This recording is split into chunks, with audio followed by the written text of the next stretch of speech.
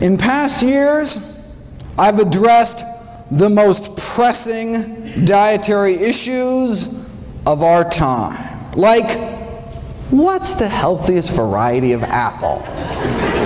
Or what's the most nutritious nut? Or dried fruit? Or what's the best bean? What's the best berry? What's the best bowel movement? Right?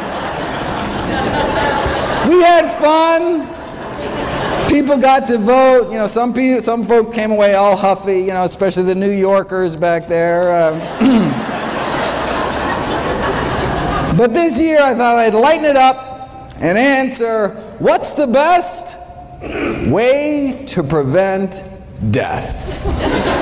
Every year, the CDC updates the latest leading causes of death in the United States. So let's start at the top and go down the list, see what's new in each category. Heart disease, number one, the 35-year follow-up of the Harvard Nurses' Health Study just published. Now, the most definitive long-term study on older women's health we have. Since the study started, thousands of participants died, but that allowed them to study the risk factors for mortality. Because heart disease was the leading cause of death, it comes as no surprise that dietary cholesterol intake, right, was a significant risk factor for dying. The second leading cause was smoking-related cancer deaths. But what's so neat about this study is that it's a competing risks analysis. Right? So it allowed them to compare different risks to one another. So consuming the amount of cholesterol found in just a single egg a day appears to cut a woman's life short as much as smoking 5 cigarettes a day for 15 years. The most protective behavior they found was fiber consumption. Eating just a cup of oatmeal's worth of fiber a day appears to extend a woman's life as much as 4 hours of jogging a week.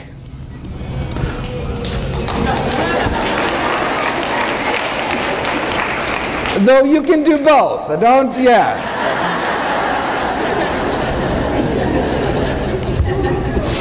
So it's worth noting that, look, the intake of cholesterol only found in animal foods was associated with living a shorter life, and the intake of fiber only found in plant foods associated with living a longer life. The one specific food most tied to longevity was nuts.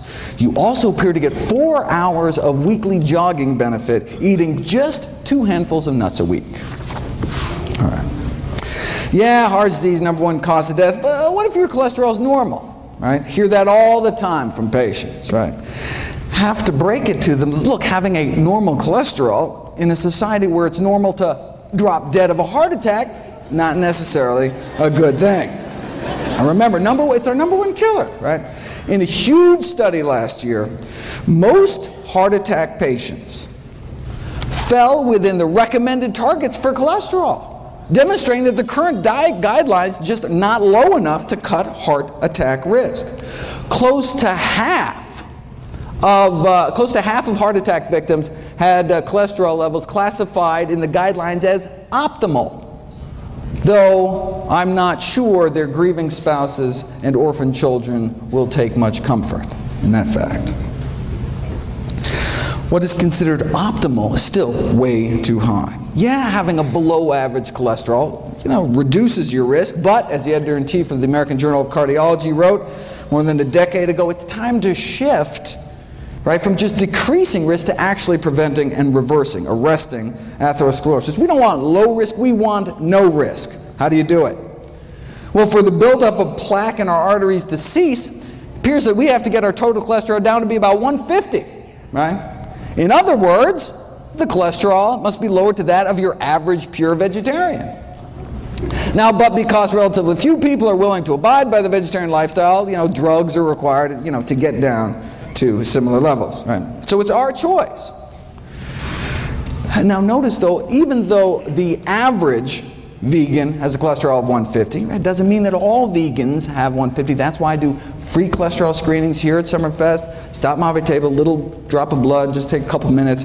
I'd be happy to do that for you. All right, so it's our choice, diet or drugs. why not just choose the drugs, right? Well, no, that's a good question. Well, as the good doctor noted last night, the FDA just announced newly mandated safety labeling by law to cholesterol-lowering statin drugs, right? So this is Lipitor, Mevacor, Crestor, Zocor, Vytorin, that kind of thing. The FDA issued new side effect warning labels this year regarding the increased risks, brain-related risks, associated memory loss and confusion, an increase in blood sugar levels, as well as new onset diabetes. One prominent cardiologist described this kind of Faustian bargain: yes, fewer heart attacks, but more diabetes, right? With all the memory loss and confusion caused by these drugs, folks may have forgot there's actually a way to reduce the risk of heart attacks and diabetes at the same time. Called the plant-based diet. All right, now cholesterol is just half of the heart disease story. The other half is inflammation. Right? We've known for 15 years that a single meal high in animal fat, sausage and egg McMuffin was used in the original study, can paralyze our arteries, right? Cutting their ability to relax normally in half within hours of eating animal products. The whole lining of our vascular tree gets inflamed and stiffened, right? And just as that inflammation, so here's hours, right? 1, 2, 3, 4, 5, 6. Just as that inflammation, right? Just as that crippling of our arteries starts to finally calm down after 5 or 6 hours, lunchtime, right? And then we may whack our arteries with another load of meat, eggs, or dairy, right? And so most people are in this chronic state of low-grade inflammation, increasing risk for these inflammation-related diseases like heart disease, cancer, diabetes, one meal at a time. Does the same thing to our lungs. Right? Again, within hours, inflammation in our airways. A single meal causing internal damage, not just years down the road, but literally right then and there, that day, within hours of it going into your mouth. And just this year, we finally figured out, we finally solved the mystery as to why. And it doesn't appear to be the animal fat itself. And it's apparently not the animal protein, which is what's implicated in the inflammation from arthritis. Right? So if it's not the animal fat, it's not the animal protein, what is it?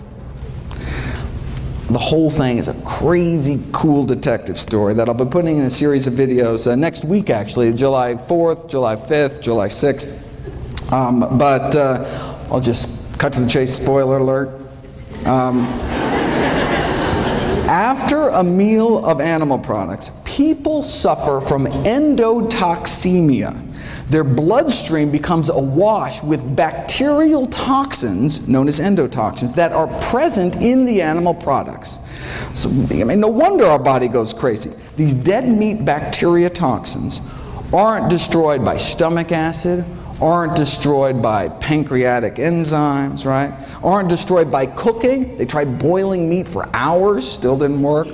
So these bacterial toxins were found to be highly resistant to cooking and our body's best attempts at acid and enzyme digestion. Now, the animal fat actually does play a profound role in this whole process by ferrying the bacterial toxins present in the meat through the gut into our system. So the reason animal products trigger immediate inflammation appears to be because they're so loaded with bacteria that can trigger inflammation dead or alive, even if they're fully cooked. Right? And then saturated animal fat then boosts the absorption of these toxins into our bloodstream. So now that we know what's going on, what do we have to do?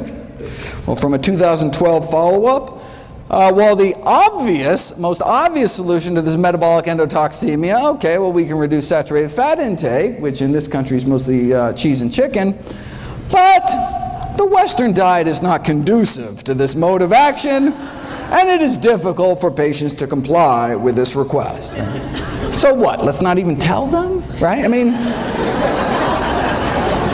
this patronizing attitude in the medical profession of, oh, patients won't change their diet or stop smoking. I mean, even if it's going to kill them, you know, so why bother, right?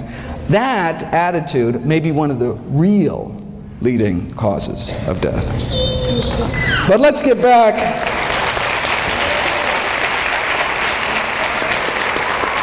But let's get back to the official list and take on cancer next. What's the latest?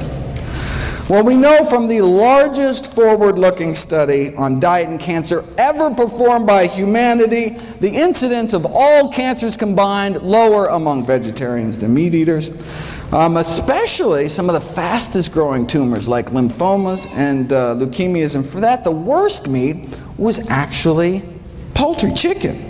Up to triple the rates for every 50 grams of poultry consumption. A quarter of a chicken breast, triple your risk. Normally, this whole presentation being the kind of quiz show format, but there was a scheduling mix-up. I was supposed to be the last speaker at night, and so I could go long and not interfere with the schedule, but anyway, won't happen again, and so next year back to the quiz show format, and apologize, I had to cut this short. Okay, but the link between meat and cancer is such that even the Journal of Meat Science last year asked, should we become vegetarians? Or they said, can we make meat safer? There's a bunch of additives, for example, that can suppress the toxic effects of the blood-based iron, the heme iron found in meat. Now, the additives are still under study, but could provide an acceptable way to prevent colon cancer, right? Because avoiding meat, obviously, completely out of the question. I mean, that's... They fear that if the National Cancer Institute recommendations to reduce meat consumption were adhered to, sure, cancer incidence may be reduced, but farmers in the meat industry would suffer important economic problems. Now, for those of us more concerned about the suffering caused by the meat industry rather than the suffering of the meat industry, what happens if you put cancer on a vegan diet? Well, the Pritikin Research Foundation just completed this elegant series of experiments, which I want to spend a bit of time on.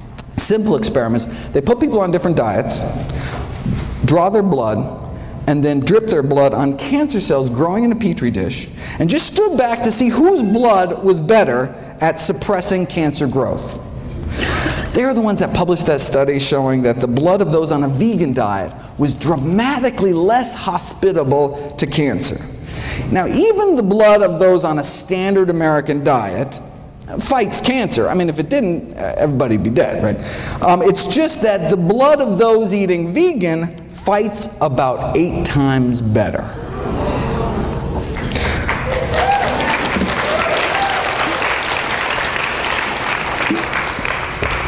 The blood of those on a standard American diet suppresses cancer growth by about 9%. You put people on a plant-based diet for a year, though, and their blood just tears it up.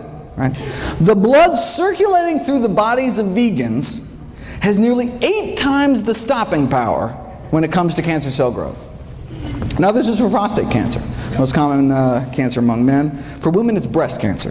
So the Pritikin researchers tried duplicating this study with women using breast cancer cells instead. Now, they didn't want to wait a whole year to get the results, so they figured they'd try to see what a plant-based diet could do in just 2 weeks against 3 different types of human breast cancer.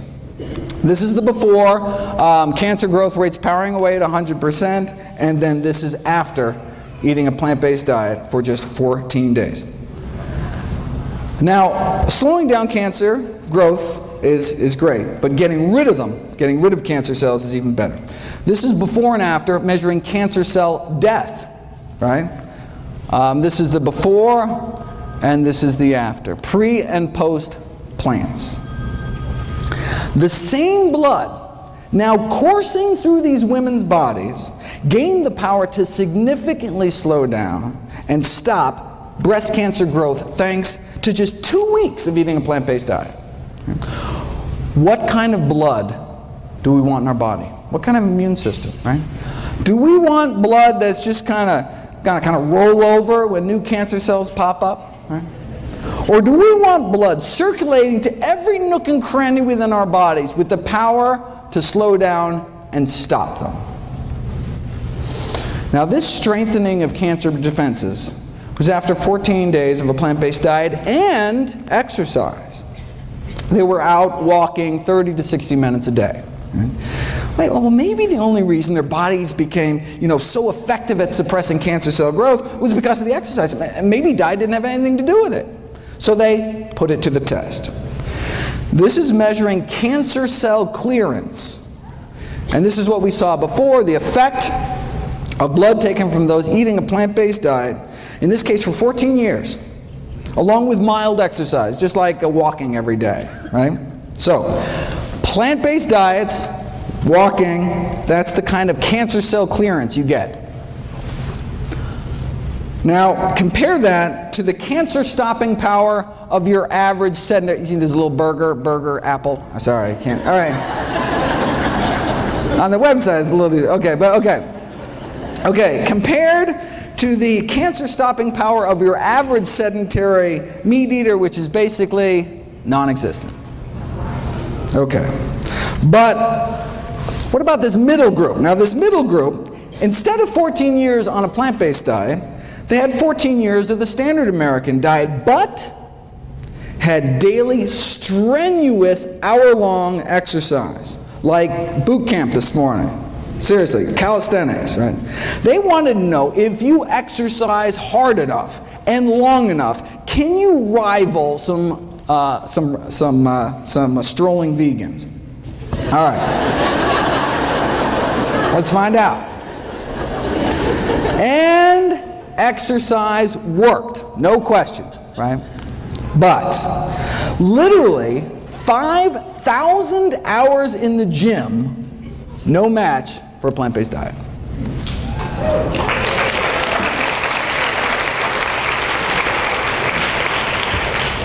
Here's an actual photomicrograph of cancer cells stained so that they release light when they die. Right? As you can see in the control group, there are a few cancer cells dying, right? Even if you're a couch potato eating fried potatoes, your body's not totally defenseless. But here's the hardcore strenuous exercise group, right? Cancer cells dying left and right, but nothing appears to kick cancer butt more than a plant-based diet. Why, though? Some people don't care, but I'm always curious. All right, how does a simple dietary change, right, make one's bloodstream so inhospitable to cancer after just a few days? We didn't know until last year, when they sought to determine the underlying mechanisms for these anti-cancer effects. All right. And it is a wild story. I have a whole series of videos coming out about it. The story involves little people and big dogs and little dogs. It involves marshmallows, Tinker Toys, cannibalism, and vegan bodybuilders. From beefsteak to beefcake. I wish I had time, believe me. But the videos will be up soon. Bottom line, the answer to the Pritikin puzzle is IGF-1, insulin-like growth factor 1. Is the cancer-promoting growth hormone involved in every stage of cancer growth, spread, metastases, cancer invasion. But you put people on a plant-based diet and their IGF-1 levels, plant-based diet go down. And if they continue to be on a plant-based diet, this is just after a few weeks, if you're on a plant-based diet long-term, levels drop even further. And their IGF-1 binding proteins go up. That's one of the ways our body suppresses cancer growth. Protect itself from cancer. Protect itself from excessive growth by releasing this binding protein into the bloodstream to bind up, to tie up IGF-1. It's like our body's, kind of emergency brake. Yes, in as little as 11 days, right? A plant-based diet can reprogram your body to bring down IGF-1 production, right? But what about all the IGF-1 that's circulating from the, bacon and eggs you ate last week, right? So the liver releases this snatch squad of binding proteins to tie up, to take all this IGF-1 out of circulation. And as you can see, it just gets better with time the longer we eat healthy. Here's the experiment that nailed IGF-1 as the villain. All right, same as last time. Go on a plant-based diet, and cancer cell growth rates drop dramatically. Right? And cancer cell death shoots up. Already saw that. But then, here's the kicker. Right? What if you added back to the cancer the exact same amount of IGF-1 banished from your body by eating a plant-based diet? Eating plant-based diet goes back. Let's take that same IGF-1, add it back to the cancer, and see what happens, and it erases the diet and exercise effect. It's as if you never started eating healthy at all. Right? So that's how we know that lowering animal product consumption leads to lower IGF-1, which leads to lower cancer growth. But how low does our animal product consumption have to go? And how plant-based do our diets have to get? Well, let's look at the IGF-1 levels of meat eaters compared to vegetarians compared to vegans. Right? Does a plant-based diet, is it better at lowering circulating levels of IGF-1 compared to a meat-eating diet or a lacto-ovo diet? And this is what they found. Right? Only the vegans, so meat eaters, vegetarians, vegans, only the vegans had significantly lower levels, and the same relationship was found with IGF-1 binding protein levels, right? That's what we want higher. Again, we got nothing here. One really had to go to that final step, vegans, to significantly bind up all that excess IGF-1 in their bloodstreams. Right? This was a study done on women. What about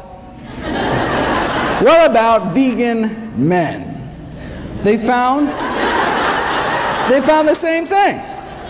So even though vegan men tend to have significantly higher levels of testosterone than both vegetarians and meat eaters, which actually can promote the growth of prostate cancer. But the reason a vegan diet can actually reverse the progression of cancer, which I've shown you in previous years, the Dean Ornish work, may be because of how low their IGF-1 levels are. So high testosterone, but still low cancer in the vegans. The bottom line is that male or female, right, just eating a vegetarian diet did not seem to cut it, right? Didn't do your body many favors. Right? Looks like to get that significant drop in that cancer-promoting growth hormone levels, one really has to move towards eliminating animal products altogether. Now the good news is that now, based on what we know about IGF-1, we can predict that a vegan diet may be profoundly protective with respect to risk, for example, for breast cancer in older women. Okay, just 13 leading causes of death to go. All right, let's run through the list here. The top 3 killers used to be heart disease, cancer, stroke. Oh, that is so 2011. Now it's heart disease, cancer, and COPD, like emphysema. All right. Thankfully, COPD can be prevented with a plant-based diet and even treated with plants, if you want to check that out. Now, of course, the tobacco industry took these landmark findings a little differently. Instead of adding plants to people's diets to prevent emphysema, wouldn't it be simpler to just add them to cigarettes? And voila! The addition of acai berries to cigarettes evidently has a protective effect against emphysema in smoking mice.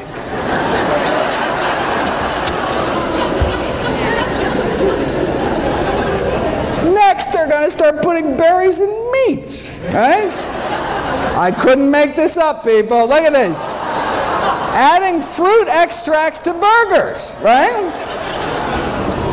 Now, this was not without its glitches. The blackberries literally dyed the burgers with this kind of distinct purplish color, though infusing lamb carcasses with kiwi fruit juice before rigor mortis set in does evidently lead to greater tenderness in the meat.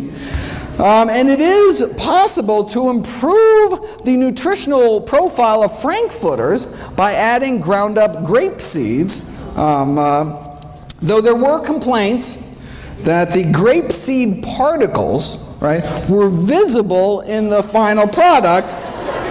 And look, if there's one thing we know about hot dog eaters, it's that they're picky about what goes in their food. Right?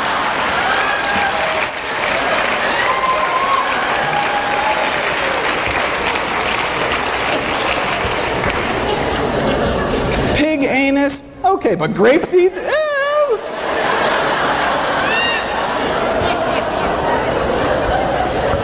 Preventing strokes. Number 4. Preventing strokes is all about eating potassium-rich foods. Potassium from the words potash. You take any plant, put it in a pot, reduce it to ash, and what you're left with is potassium. True story. But can anyone name me a plant food particularly high in potassium? Why is that like the one thing everyone knows about nutrition? Seriously. Like, did Chiquita have like this great PR firm or something? I bet you could walk into the Heart Attack Grill where they're eating food like this, right? Ask anyone, and they'd be like, I don't know, Dave, but I do know bananas got potassium, right? Right? All right. In reality, bananas don't even make the top 50 sources. Coming in at number 86, right behind fast food vanilla milkshakes. And then bananas. All right. In the top 5 sources are tomato and orange concentrates, and in terms of the whole food sources, it is greens, beans, and dates.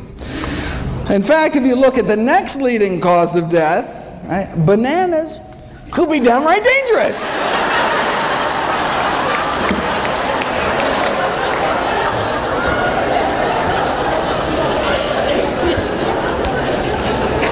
Alzheimer's.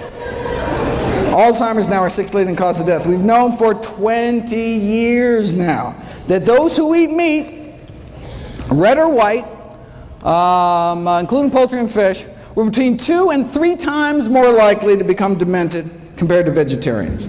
And the longer that you're vegetarian, the lower your risk of developing dementia.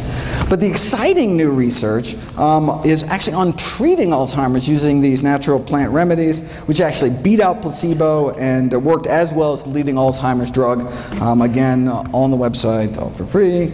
Next on the kick the bucket list is diabetes, which can be prevented with a plant-based diet and treated with a plant-based diet and even reversed in many cases with a plant-based diet. And I encourage everyone to check out Brenda's talk at 3 o'clock this afternoon. This is from October. Those eating vegetarian had significantly lower rates than meat eaters, right? But it was the vegans that did the best. And this is the surprising thing, this was after controlling for obesity, right? Sure, vegans got lower diabetes rates, right? They're so skinny, right? But even at the same weight, vegans have just a fraction of the diabetes risk, right? Why are vegans on average so slim? Obesity is so rare among those eating plant-based diets. Nutrition researchers have been desperate to try to uncover the secret. Yes, they eat fewer calories, right? But not that many fewer. In the past years, I've gone through a number of theories to try to explain this. Maybe it's because people eating plant-strong diets, express more of that fat-shoveling enzyme in the mitochondria, the power plants of our cells. I've talked about that. Maybe it's because the gut bacteria populations are different. Maybe it's because of avoiding the obesogenic chemicals, these endocrine-disrupting chemicals in the meat supply. There's an obesity-causing virus in poultry that may even be playing a role. We're not sure. Theories keep coming. Here's the latest theory. Maybe it's the propionate. Right? After all, what's one of the things that's only in plant foods? fiber, right? Animals have bones to hold them up, plants have fiber to hold them up, right? Now we say, I thought fiber was defined as our inability to digest it, right? Well, true, we can't break down fiber, but the gazillions of good bacteria in our guts can. And what do they make with it? They make propionate, which gets absorbed into our bloodstream. So technically we can digest fiber, but just not without a little help from our little friends. But what does propionate do? Well, it inhibits cholesterol synthesis. That's good. It also appears to have what's called a hypophagic effect, meaning it helps us eat less by apparently slowing the emptying of our stomachs, which makes us feel fuller longer. Propionate regulates food intake, or whether it's because it slows the generation of new fat cells, but it results in this overall anti-obesity effect.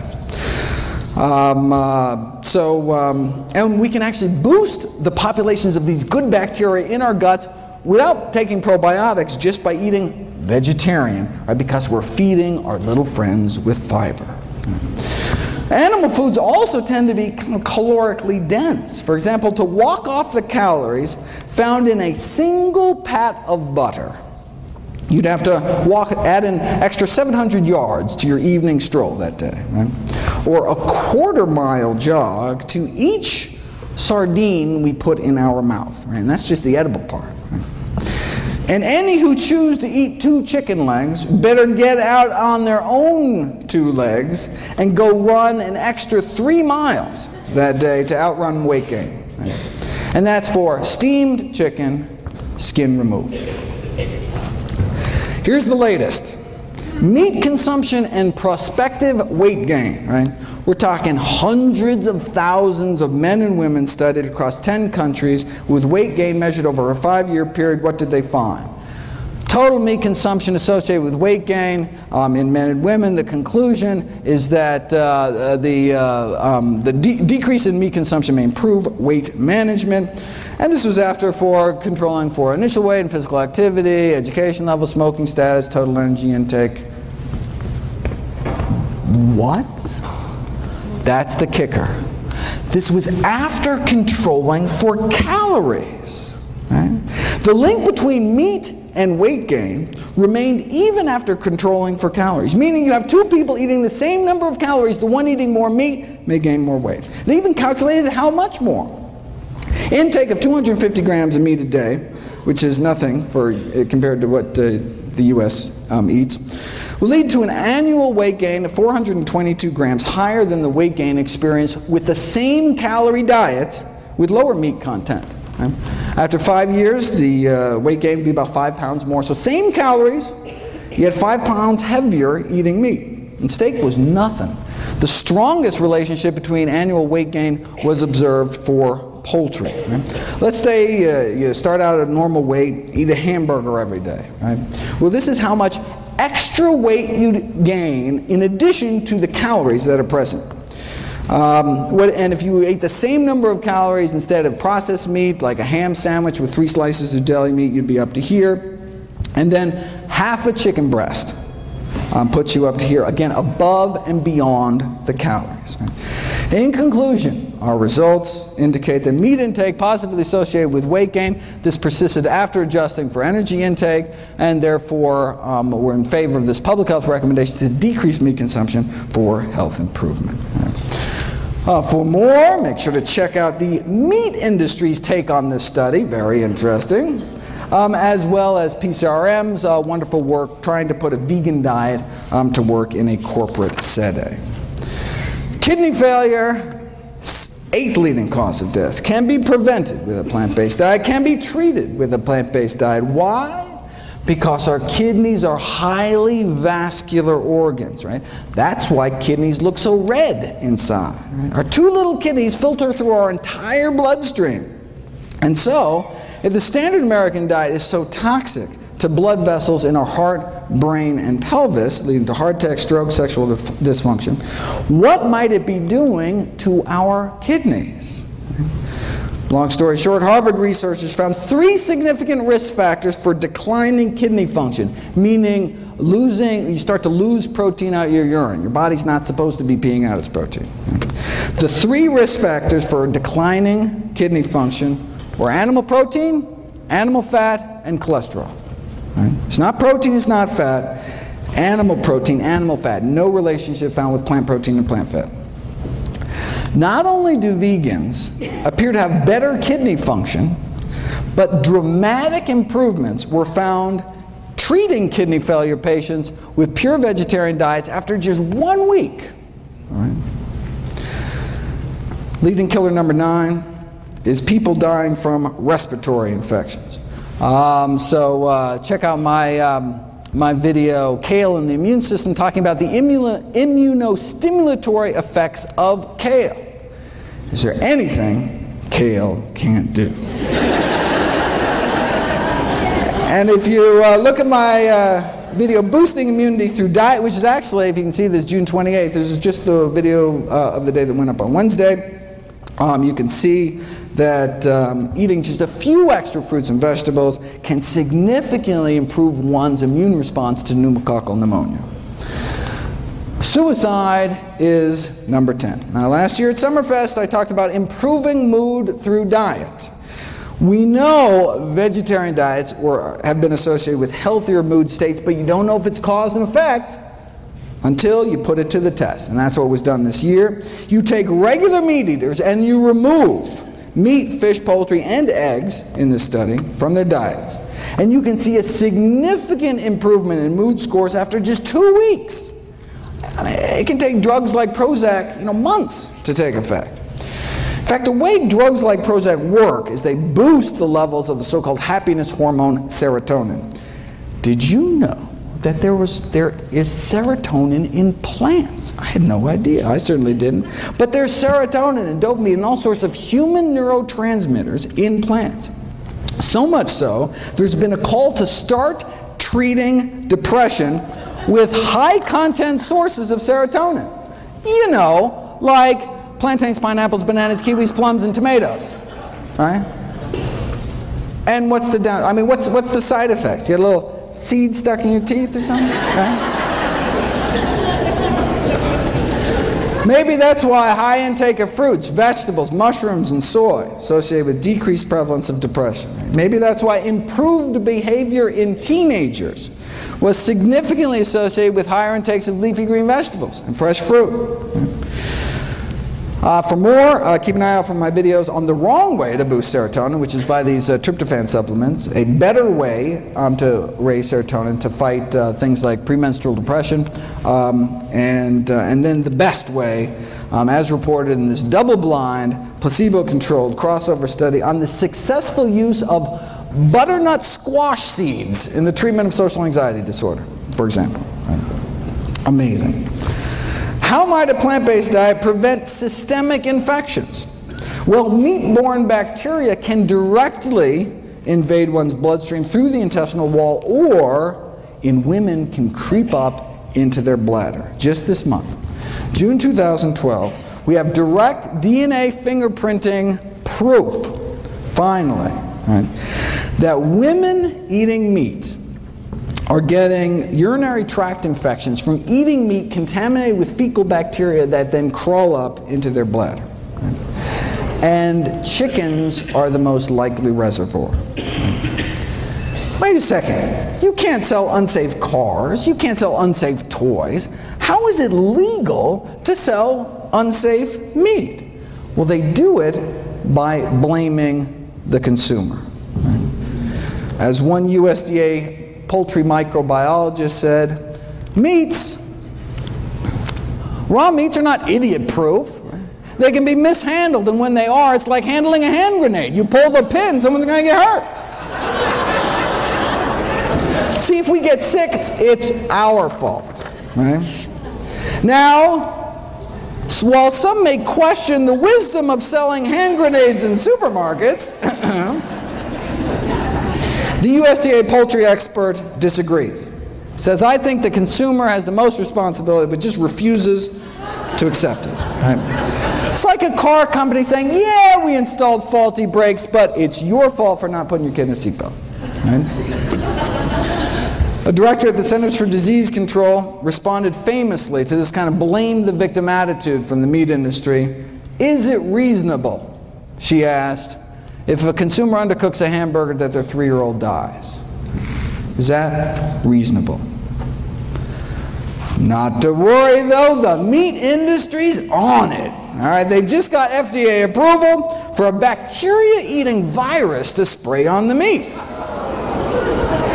Now, some have raised concerns about these so-called bacteriophages, such as the possibility that these viruses can spread toxin genes between bacteria, which wouldn't go good, especially given the difficulties in preventing large numbers of these viruses from being released into the environment from the slaughterhouses. All right. Now, it could also allow the meat industry to become more complacent about food safety, right? If they know they can just kind of spray some viruses on at the end, right? Similar to the quick fix argument about irradiation. From the industry point of view, right, who cares if there's fecal matter in the meats, as long as you can just blast it at the end with enough radiation, right? Now, the meat industry is concerned that consumer acceptance of these bacteria-eating viruses may present somewhat of a challenge to the food industry. Not that they'd ever be labeled, of course. But if they think that's going to be a challenge, check out their other bright idea.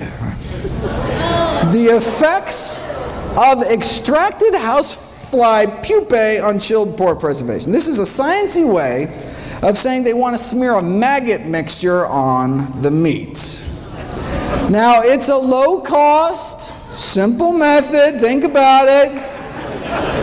Maggots thrive on rotting meat, yet there have been no reports of maggots having any serious diseases. Not that anyone's really checked, but, I mean, right? Indicating that they have a strong immune system, right? They must be packed with some kind of antibacterial properties, otherwise they die themselves eating rotting meat. All right.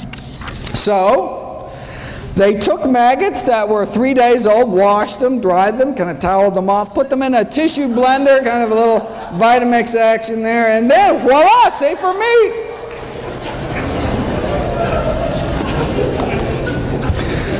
We did kidney failure. What about liver failure? We've known for 35 years, since now you can't even see this, 1977, that a vegetable protein diet can be used to treat liver failure, significantly reducing the toxins that otherwise would build up eating meat with a less than functional liver, right? Imagine eating meat without, without a fully functioning liver to detoxify your blood. Right? I do have to admit, though, that some people living on plant-based diets have worsening liver function. They're called alcoholics. In fact, strictly plant-based, right? Living on potatoes and corn and barley and grapes. Still, however, not doing so hot. It's unclear. High blood pressure is up next, so-called essential hypertension, essentially only found in those who eat meat. Again, look at this. We've known for decades, it's 1974 out of Hopkins, right? We've known that consumption of foods of animal origin highly significantly associate with blood pressure even after, again, the weight effects are removed, right? Fast forward 39 years to 2012, and compared to non-vegetarians, compared to meat eaters, as you get more and more plant-based, right? So meat eater to flexitarian, to just eating fish, to lacto-vegetarian to vegan, looks what happens to hypertension, high blood pressure, right? There is this progressive reduction in risk to just a tiny fraction. Right? See the same thing in diabetes. Here's diabetes, right? Again, this stepwise reduction of risk as one eliminates animal products on down. Right? And and same thing with body mass index, right? As you can see, obesity rates get lower and lower. In fact, vegans are actually the only population, on average, that was not overweight. Even the vegetarians were overweight. All right. Diabetes, hypertension, leading causes of death. Is it going to take the medical profession another 39 years before we actually do something about it? How long does it take being vegan to bring blood pressures down? 12 days, right? McDougall took 500 meat eaters, put them on a vegan diet over a span of 11 days. Dropped their blood pressure 6%, about double that drop in those that were hypertensive to begin with. 14th leading killer, Parkinson's disease. Does a vegan diet reduce risk for Parkinson's disease? Good question. Well, we know that every single prospective study ever done on dairy products, milk consumption, and the risk of Parkinson's disease found increased risk of Parkinson's. Why? Well, one possibility is that dairy products in the United States are contaminated with neurotoxic chemicals. There's substantial evidence suggesting that exposure to pesticides may increase Parkinson's disease risk, and these autopsy studies have found that the levels of these pollutants and pesticides in the brains of elevated levels in the brains of Parkinson's disease patients, and some of these toxins are present at low levels in dairy products. And they're talking about toxins like tetrahydroisoquinoline, which is a Parkinsonism-related compound found particularly in cheese. Now, although the amounts of this neurotoxin, even in cheese, are not very high, the concern is that they may accumulate. These neurotoxins may accumulate in the brain over long periods of consumption. And finally, aspiration pneumonia, which is caused by swallowing problems due to Parkinson's or having a stroke or Alzheimer's, all of which we've already covered. All right, so where does that leave us? These are the top 15 causes of death, the top 15 reasons Americans die. And a plant-based diet can help prevent nearly all of them, can help treat more than half of them, and in some cases even reverse the progression of disease, including our top 3 killers. Now, there are drugs that can help too, right? You can take one drug to treat cholesterol every day for the rest of your life, another drug for blood sugars, a few more pills for your blood pressure. Right? The same diet, though, does it all, right? It's not like, you know, one diet for this and then a different diet for this, right? One diet to rule them all. And what about drug side effects? Right? I'm not talking about a little rash or something. Prescription drugs kill more than 100,000 Americans every year. And I'm not talking about medication errors, not abuse, not overdose. We're talking, this is just deaths from side effects, so-called ADRs, adverse drug reactions to prescription drugs. Wait a second, 100,000 deaths a year? That means, let's go down the list. Whoa, that means that the 6th leading cause of death in the United States is doctors. The 6th leading cause of death is me. Thankfully, I can be prevented with a plant-based diet.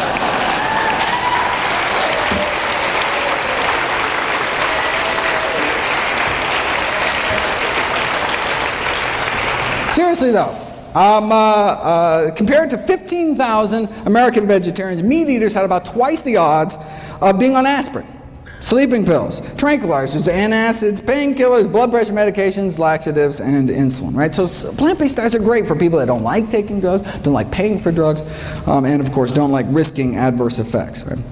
Now this study did show that plant-based diets have their own side effects. Side effects include a lower risk of chronic disease, fewer allergies, fewer surgeries. We're talking fewer varicose veins and hemorrhoids, even fewer hysterectomies. And we're not talking just the big killers, right? Not just less heart disease, cancer. This is the longest study on vegetarians in human history. Not just less heart disease and stroke and high blood pressure and diabetes, but less diverticulosis, less, if you can read this, less diseases overall, right? That's the side effects of a plant-based diet, less disease overall.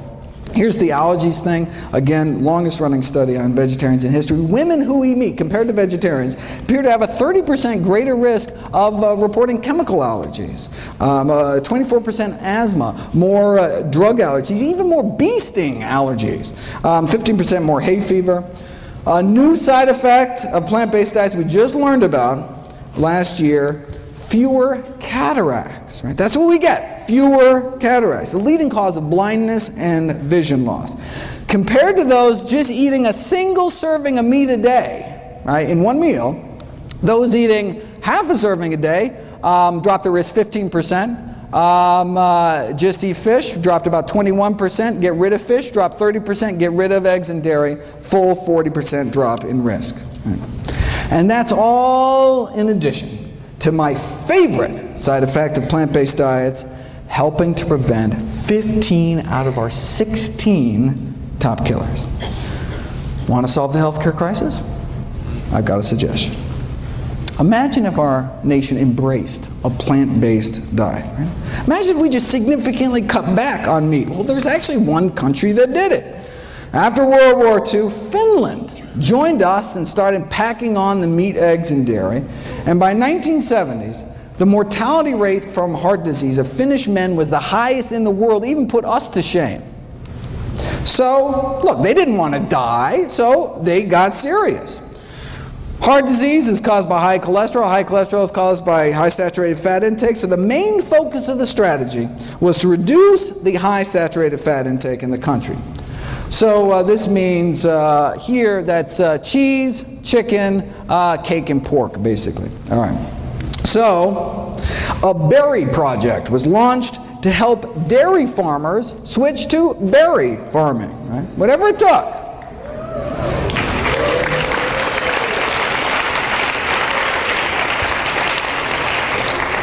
And indeed, many farmers did switch from dairies to berries. They pitted villages against each other in these friendly cholesterol-lowering competitions to see who could do the best. All right, so how'd they do? All right, look, on a population scale, even if mortality rates drop, 5%, I mean, that could save thousands of lives, right? But remarkably great changes took place. An 80% drop in cardiac mortality across the entire country. 80% drop in heart disease deaths. With such greatly reduced rates of cardiovascular and cancer mortality, the all-cause mortality was basically almost cut in half, leading to 7 more years, men are living 7 more years, 6 more years for women, right? And look, this is just cutting down on animal products. Now vying for the world record for heart disease deaths, of course, the United States of America. So why doesn't our government make these same recommendations? Well, I've got this whole series of videos on the conflicts of interest within the U.S. Dietary Guidelines Committees. They're the ones that make the recommendations, right? And indeed, whether they're funded by candy bar corporations or the Sugar Association, right? Or a member of McDonald's Council on Healthy Lifestyles, right? Serving on Coca-Cola's Beverage Institute for Health and Wellness. And notice, we only know about this thanks to a PCRM lawsuit against the USDA. Very impressive. Very good.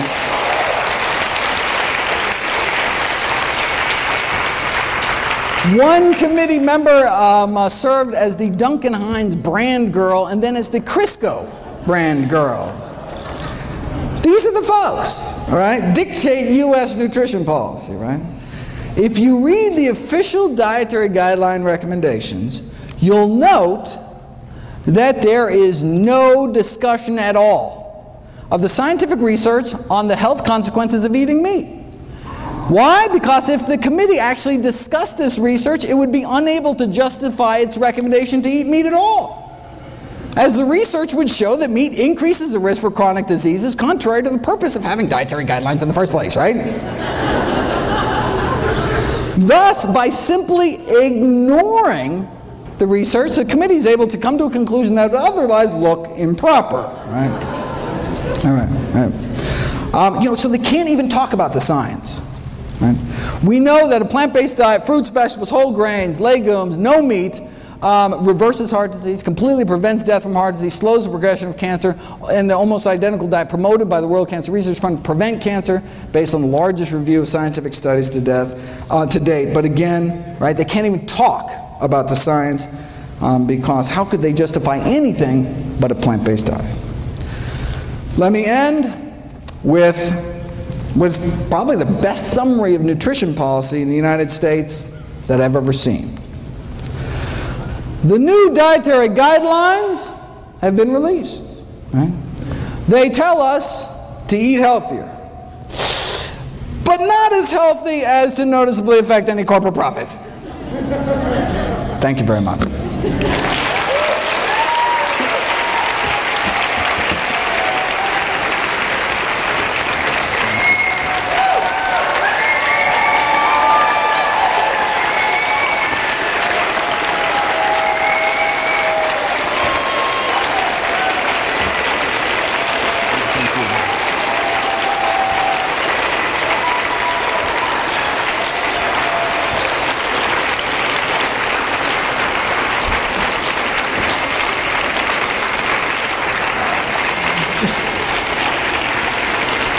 Don't forget to check out my new video every day.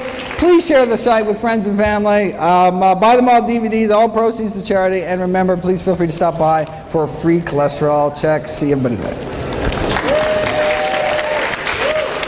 Thank you, Doctor.